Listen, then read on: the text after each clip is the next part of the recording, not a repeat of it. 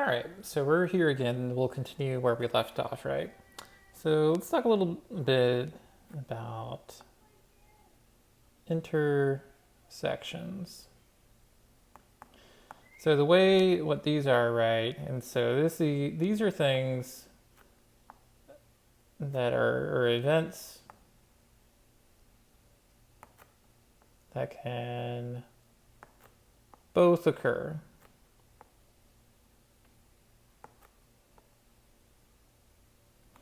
And so if we think about this, right, let's say, for example, the probability of getting a parole violation and, right, emphasis on and, going back to prison.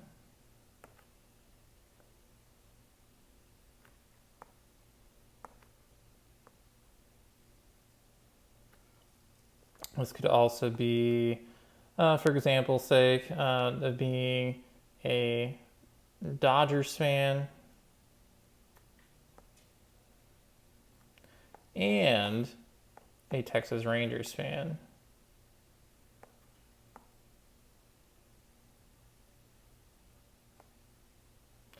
Or, if we picked like another one that could happen, right? Like it's Taco Tuesday, double T. So the probability of getting tacos and beer, right?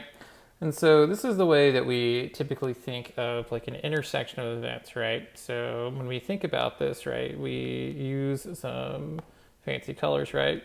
So here's the probability of one thing happening, right? So in these examples, right, it'd be getting a parole violation, getting Dodgers, being a Dodgers fan, and being Taco Tuesday and getting tacos, and the probability of B happening, which is going to be, in B events are going to be going back to prison, the Texas Rangers fans, or, getting a beer on Taco Tuesday, right?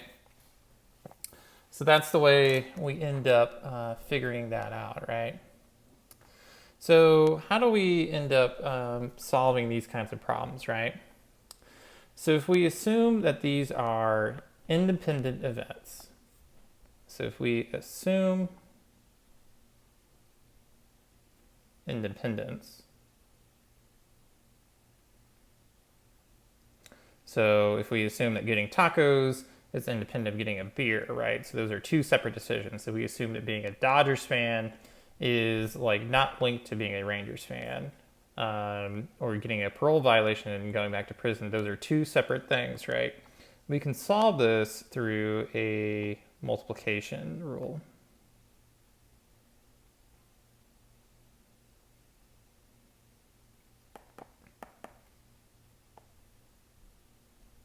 So what would happen is, so if we are trying to find the probability of A and B, this is represented as the probability of A happening times the probability of B happening. And so what exactly do we do here, right? So how would we going about like solving like this particular problem, right? So let's say, just for basic math sake, right? So let's say that the probability of A is 0.35 and that the probability of B happening is 0.37.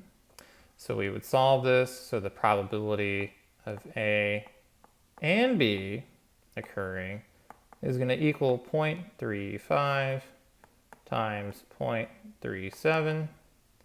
And this is going to equal, I haven't done this yet, so I should maybe get up my calculator, is 0.35 times 0.37. This is going to equal 0.1295, right? And so there is a 12.95% chance of the probability of A and B occurring. There's a different one that we're trying to figure out though, right? That is going to be separate from this. And this is when we're trying to figure out the probability of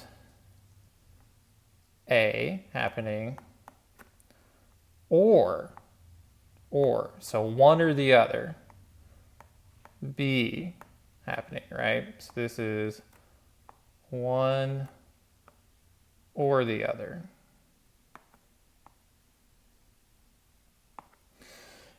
So this is, it's not going to be just one or the other, right? So it's going to be in things that are A or B, and this is sometimes called the union, right?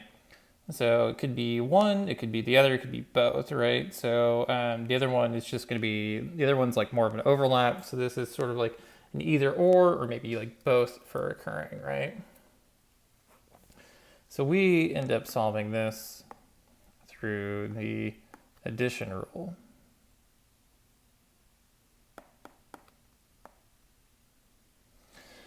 So what the addition rule tells us, right? So if we're trying to find this, it's called a union, recall, right?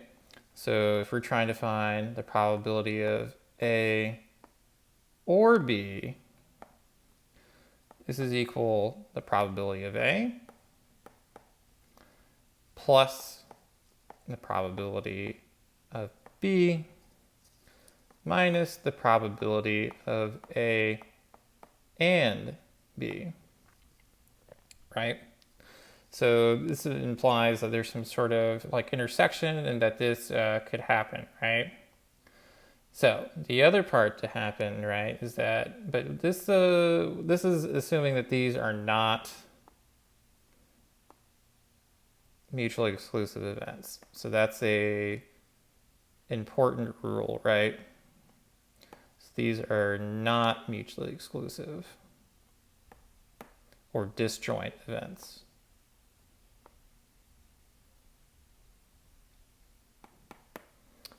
But in a different context, right?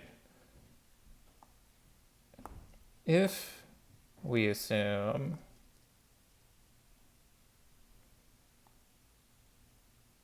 events are disjoint,